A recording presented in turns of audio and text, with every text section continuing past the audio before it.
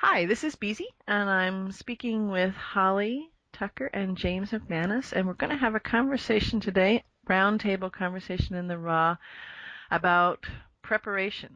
Preparation in all different scopes and ranges, whether it's accessing our value or preparing for the changes that are coming. Preparation specifically and in a broad-based way. Hi, guys. Greetings. Morning. One thing that would be helpful is, James, you had mentioned this before our conversation, before we sat down to have it, is that one of the things that we're talking about, and wherever this conversation will go, because it goes where where it's supposed to go. Well, we have Where it needs to go. yeah, we have no idea when we get here. But one of the things was that it's when we talk about preparation, we'll each talk about the kind of preparations that James and Holly and Beezy are doing and how that looks, whatever that focus may be about. The preparation is for each of us, and it can be used as people listen to it and join into the conversation of what resonates with them, how they might take that example of preparation and make it work for them.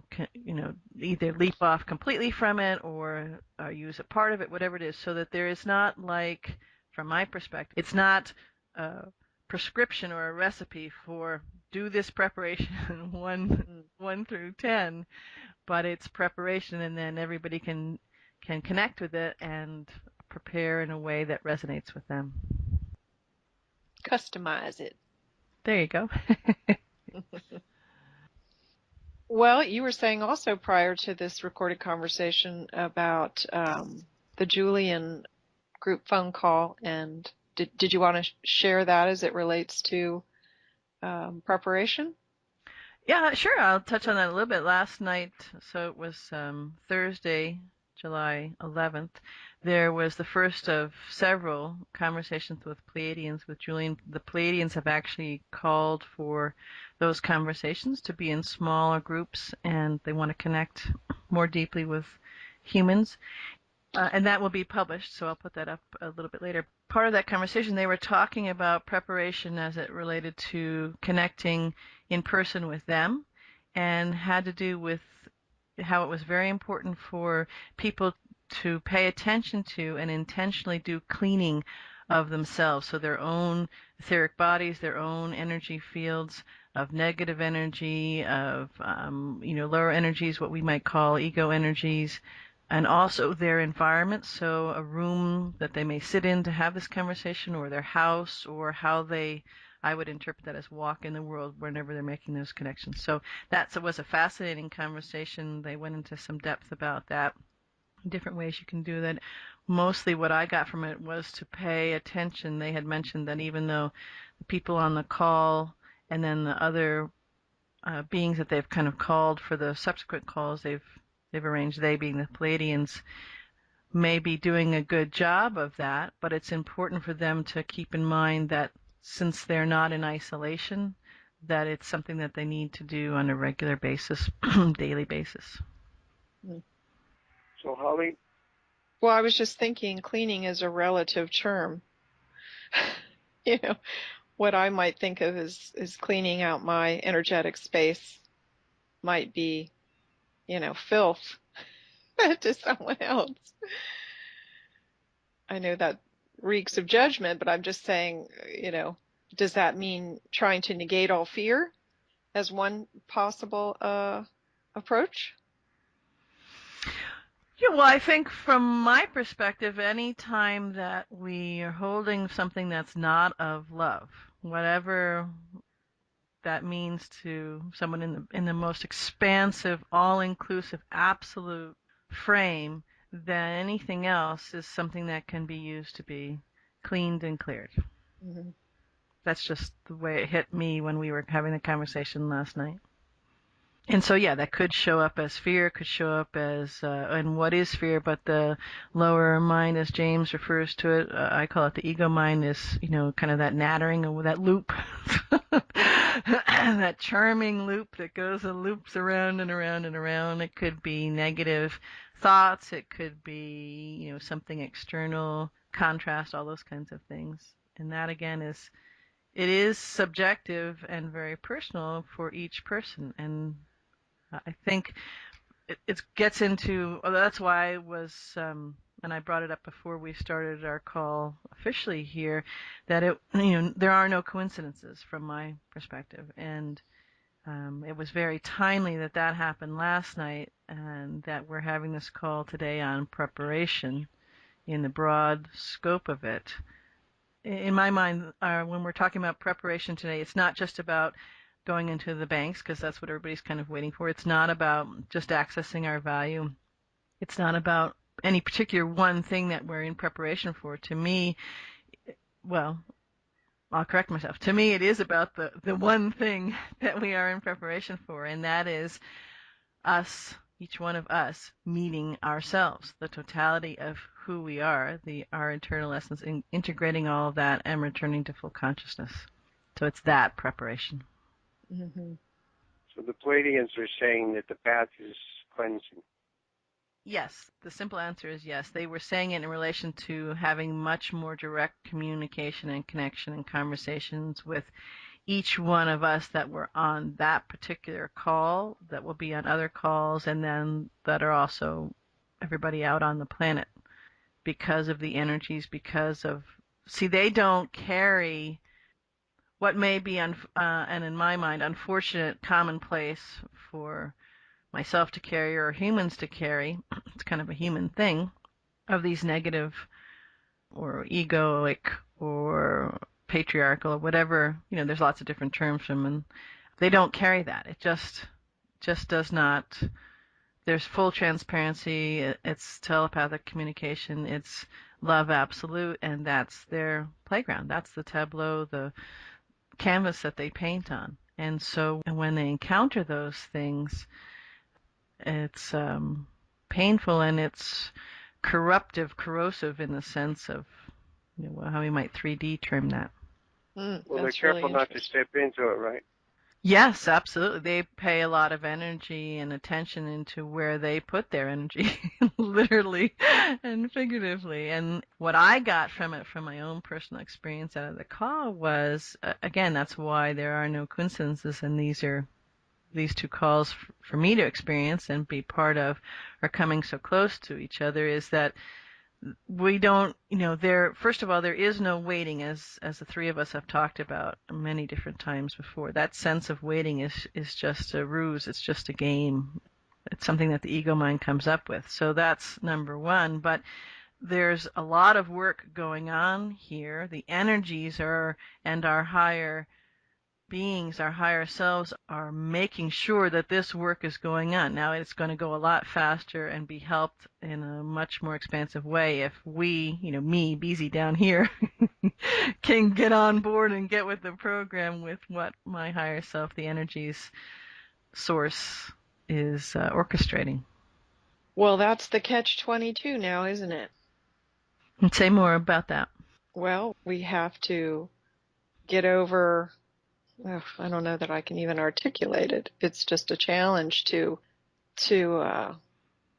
negate the fear when the eyes and ears by which we are seeing and feeling that fear, I don't even think I can articulate it. It's just that the common man struggle. I feel like it's on the minds of many, of how difficult it is to think of our value in something as non-traditional as currency.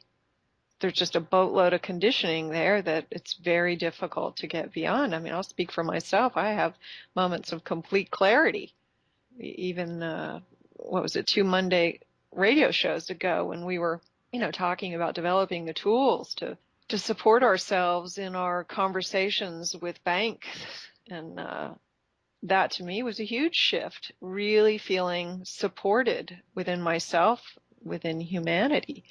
It doesn't take but a day or two to trip over the fact that I've spent the last 6 months not earning an income and, quickly fall back into that, dynamic of fear.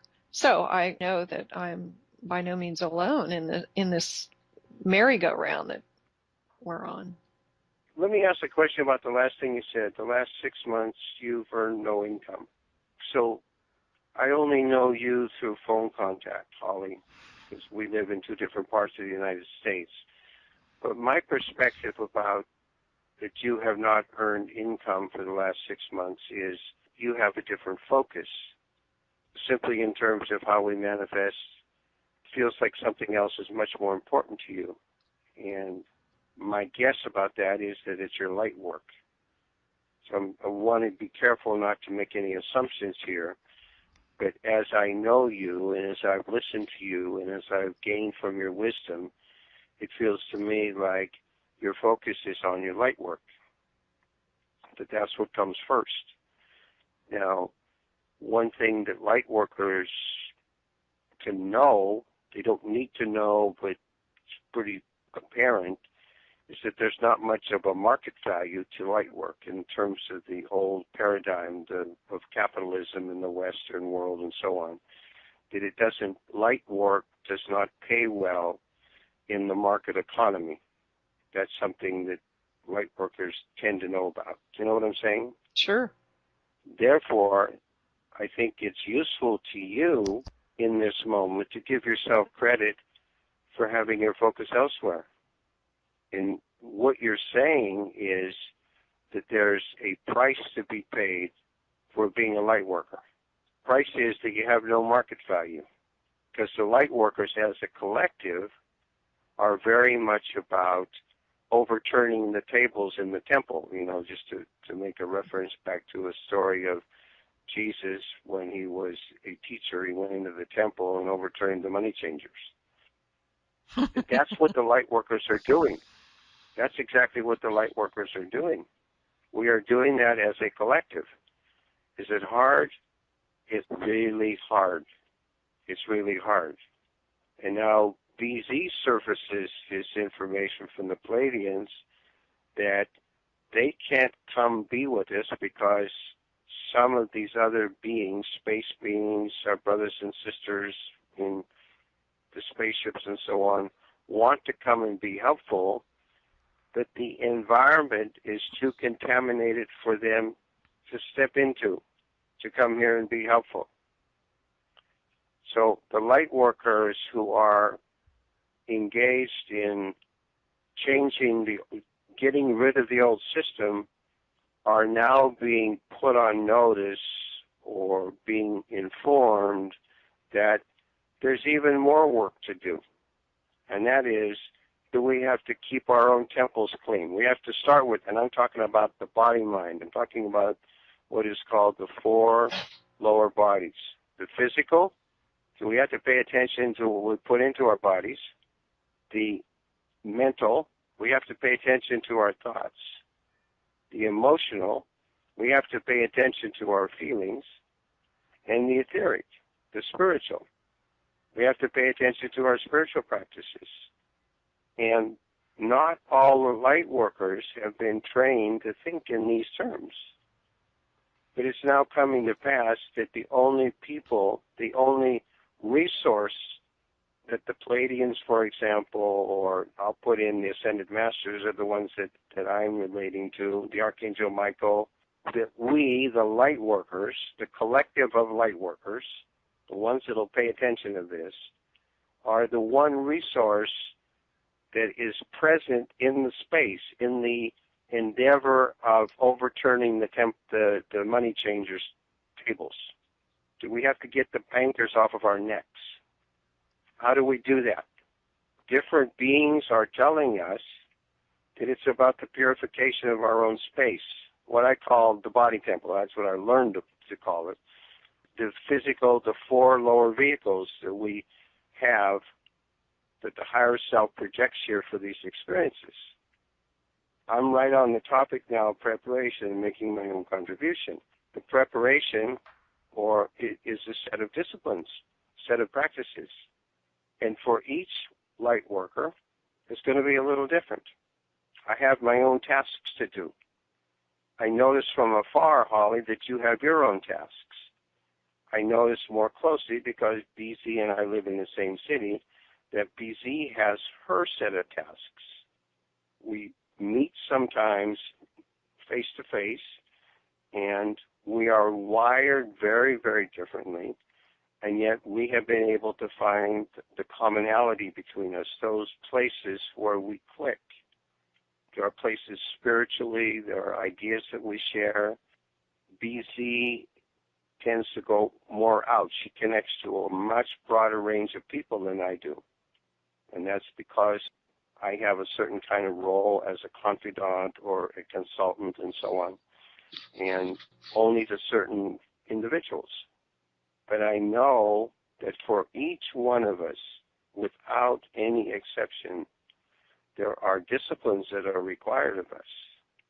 We are not, and I learned this over the long term, I am not at the whim of fear. I am not at the whim of rage.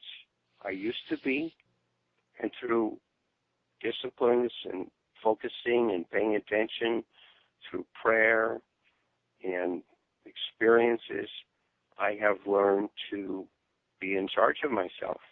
And as I'm understanding, we are on this ascension path, and we are the ones that are to produce our own ascension. When we do that, we get help from all kinds of beings, but until we take those steps, we don't. Right, and James, when you just said, you had learned that you're not at the whim of fear and stuff, it's the phrase that I've heard many times in different contexts is, we are not our thoughts. So especially when you're talking about the thoughts that are the ego mind thoughts, we are not our thoughts. So if a thought comes in about, how am I going to, pay this or do that, or where Rose and I are going to live, or whatever it is, and it's different for everybody. It's not my thought. It's not me, the truth of who I am's thought. Well, but the thoughts stir the feelings.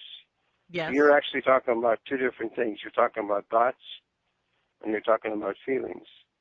Mm-hmm. In one way, so I'm a meditator, and that means that I meditate, that I have a long-term practice of meditation. I just love to meditate. No matter what it's called, we have to do what you're pointing to, which is to still the mind. We have to discover that the mind itself, like they say in Buddhism, that the mind is the clear blue sky and thoughts are clouds passing by. And we have to learn that we are this mind. That's one of the bodies.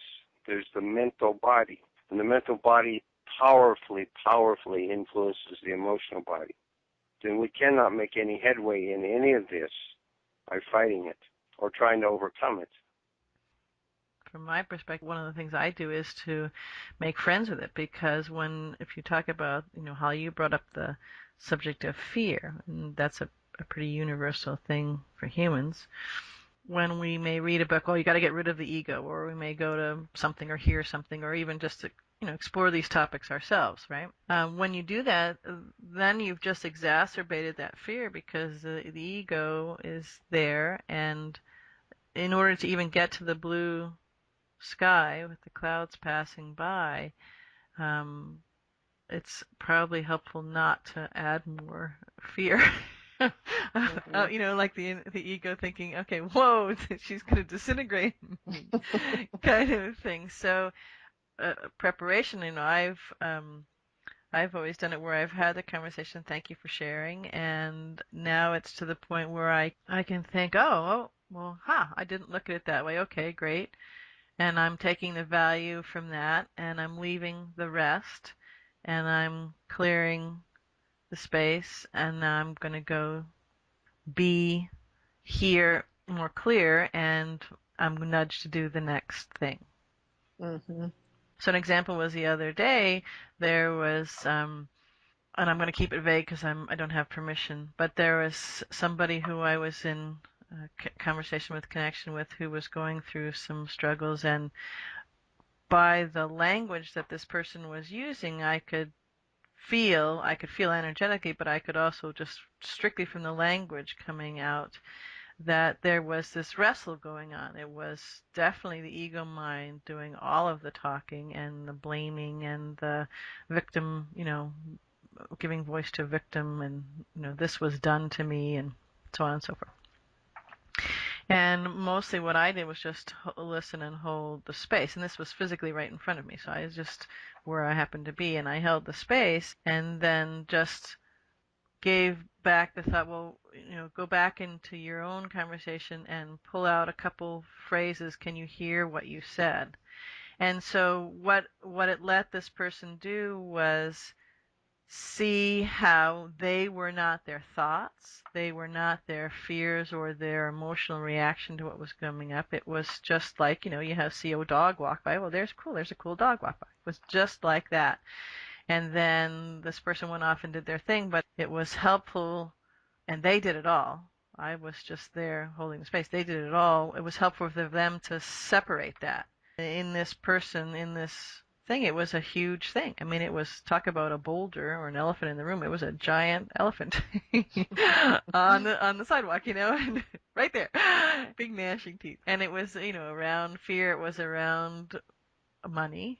Funny how that elephant comes around and, trumpets on everybody. And I just wanted to bring that up because I watched it, and then I connected with this person a bit later, in time-wise, days, and it was gone.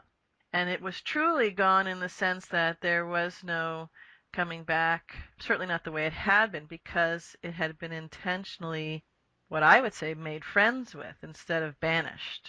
Mm-hmm. Well, I definitely appreciate that concept of a more compassionate perspective, because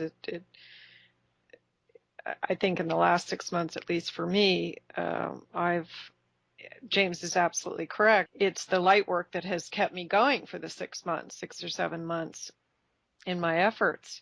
But it's those moments I get tripped up that I get disappointed and think to myself, my ego says, well, you know better, you use your tools, and, it's just that internal noise that then starts to snowball. And before you know it, you're not only tripped up, but you've fallen flat on your face. It's funny because we're in community through radio shows and conversations and so forth with so many that are really showing their essence. So it's, the ego says, well, you're just not as evolved. You're just not ready. This is the noise that trips me up. It's almost like, the ego is saying, well, you're exposing yourself to all of this enlightenment, but look, it's just not working for you. That's the fear commentary.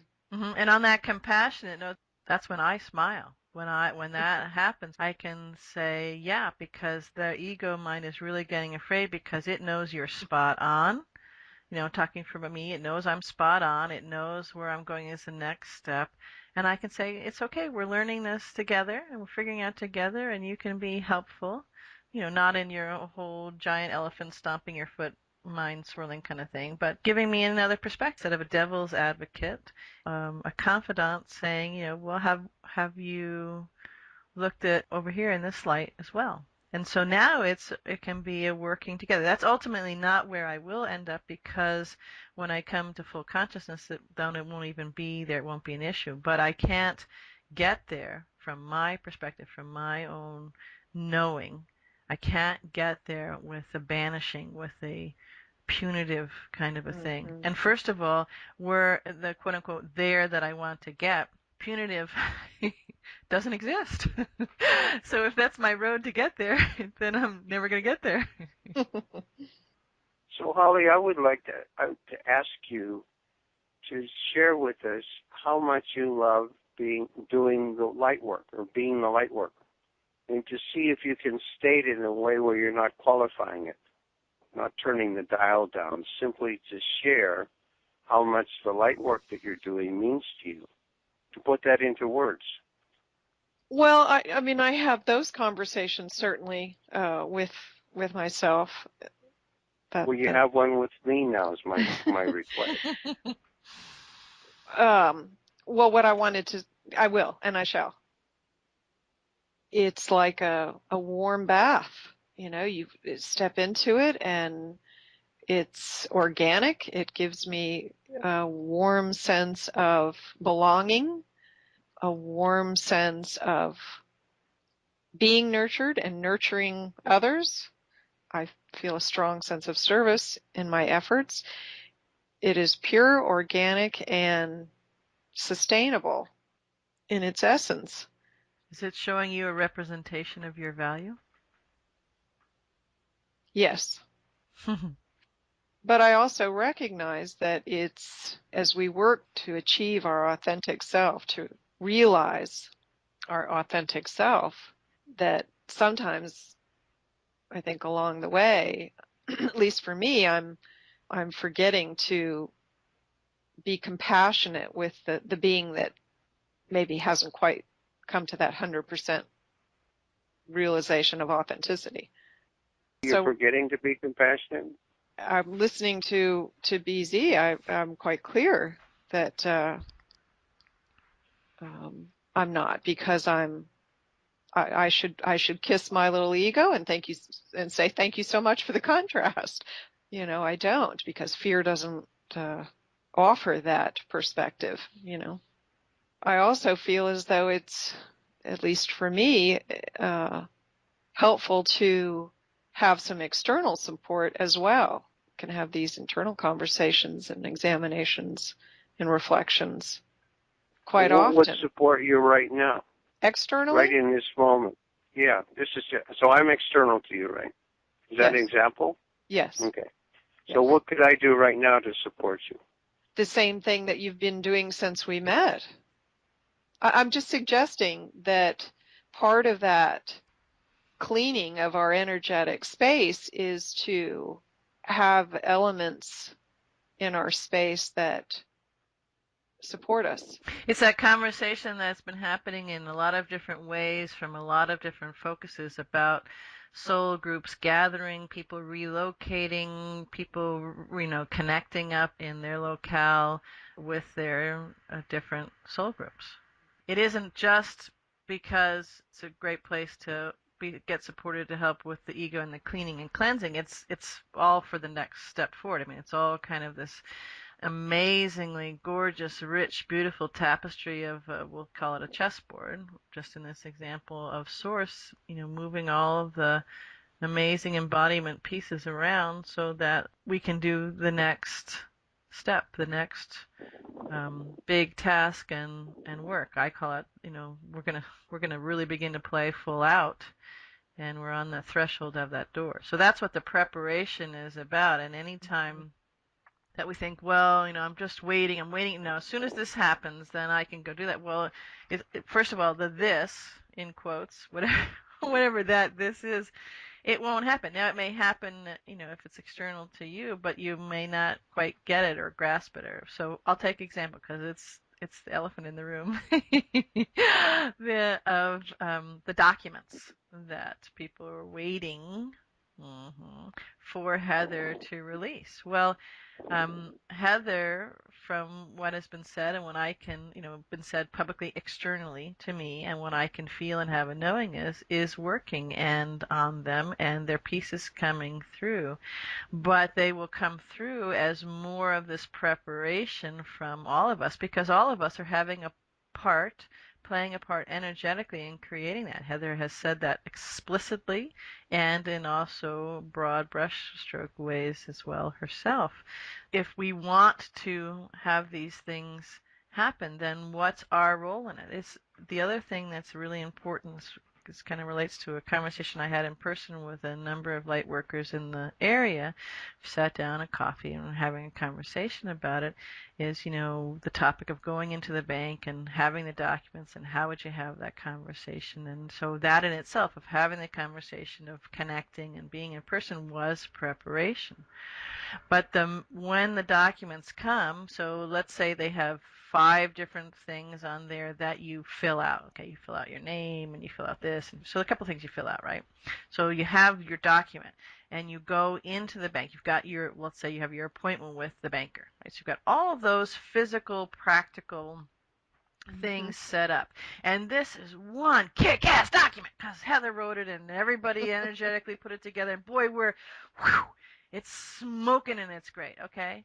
So it can't fail, right? Can't miss. But if you have not done the preparation, you walk into the bank, it's kind of like Mission Impossible. That little piece of paper is going to self-destruct right in front of you and go poofo because because it's not about the bank or the banker or the practical specific piece of paper called a document. It's about me. It's about you. It's about the other 3 billion yous out there. And because what this really is a preparation for and what this really is a step for, it's the threshold clearing. So think of a doorway, right? There's a threshold. And as we step forward and clear that threshold, we are stepping into an irrevocable, cannot be taken back process to us meeting us, ourselves, and coming full consciousness. Make no mistake about that. That's truly what this is. The metaphor is it's a meeting at the bank with a document. Well, for some people, right? Yeah. Not everybody's going to go to the bank. Right. And even, as strange as this may sound, not even all the light workers are stuck on the money thing. A lot of light workers are. But that isn't true for every single last light worker. Nope. I'm not stuck on the money thing. I got other things that are tripping my door threshold. But I'm saying it's okay if you're stuck on the money thing. That's not a criticism of who is and who isn't. No. It's not any better. There's a place where all of us are stuck because we're not fully conscious yet. Right. So we can, if we just, reverse engineer back from that, we're not there yet, and we're all in the process of getting there. Feels more and more like we're moving into an awareness of how we can be truly, authentically helpful to each other. The Pleiadians, in what you were reporting from the conversation you had last night, are telling us, and it's not, I know it from other sources, but the Pleiadians are telling us that the purification of our own lower vehicles is absolutely necessary. So they can't meet us. There's no space where they can meet us until we're ready for that. Right, and all these preparation steps, the way I feel it and have a knowing of it, all these preparation steps are preparation steps, clearing steps, however you want to hold that, we do for ourselves, and we also are doing it for the collective at the same time. See, we have to get to the place where we notice that there's no difference between self and the collective. That's what I was saying that we're moving toward. That's what I feel like we're moving toward. I feel like those documents that Heather is writing or preparing are themselves illusions. Yes. Heather already reported that there'll be a moment where the documents themselves won't be necessary anymore. She already said that in passing. A lot of other documents that she created that aren't necessary anymore. Thought that comes to me now is that we can use them as tools and incorporate them in our preparation wherever we are, whatever preparation we feel we need, but we must take that next step of not using them as a crutch. This clearly plays in my mind with my leg, and I was on crutches for 6 months and different casts, and when I was transferring from one kind of cast to another kind of cast, I had slightly different things I had to do. That was my preparation for it. And boy, did my mind come up with fear. I don't know how to walk. I can't walk. Okay. What do you mean walk? That kind of stuff. And then when it got to the last kind of transformation, the last threshold on that way of no crutches, the cane and the thing. And I looked at the doctor. I said, "You're kidding, right?" He's like, "No, you have two legs. They work. You can, you know." So one could say, "Well, I was learning how to walk all over again because I used to know and now I didn't." And I feel that's analogous to what's happening right now. We have been full consciousness. We have been complete totality of what we're doing, and we are remembering what that is, and we're remembering how to go forward. So we're putting down, in this metaphor story, the crutches or whatever it is, and so the tools, the documents, whatever they are, can be helpful and give us confidence and support us and provide conversations internally to ourselves and externally with others about doing that. But we, just as I learned very clearly in a very practical, blatant way, I could not use whatever the tool was to help me take that next step, because it would never be the step I truly wanted to take and knew that I could do. So I want to go into something you said, that we have been fully conscious. The I am presence, the God self, the higher mind, is never, has not been fully conscious. There's an aspect of ourselves that each one of us, the divine spark, the higher self, the God self, is fully conscious, has always been fully conscious. There has never been a moment it would not be possible for the God self, the I am presence, to not be fully conscious. That's the nature of the I am presence. There's another aspect of ourselves, which we can call the lower self, or the four lower bodies, that fell out of that over a long period of time, and we are progressing back through the time. But each one of us in the I am presence is absolutely, completely, fully conscious every waking moment. Every sleeping no moment, every other moment too. Right. For all eternity, in the eternal now. It's never not true. What jumped into my heart was, we know how to do this because we are this already. So we have the documents, the tools, and everything. And whereas it's helpful to sit in conversation, whether it's like this one where we're not all in the same area, or actually in person where we could touch each other, that's helpful. But the main tool is us. We've got that guidebook. We've got the tools, we've got the documents, because we are it. We are, as you just said, consciousness already. Yeah, that's being and not doing, right? Right. That's of the order of being. In that conversation, where there's a split between being and doing becomes a big distraction, and we forget about the being. It's important for us to remember our beingness. That in itself is already a cleansing process.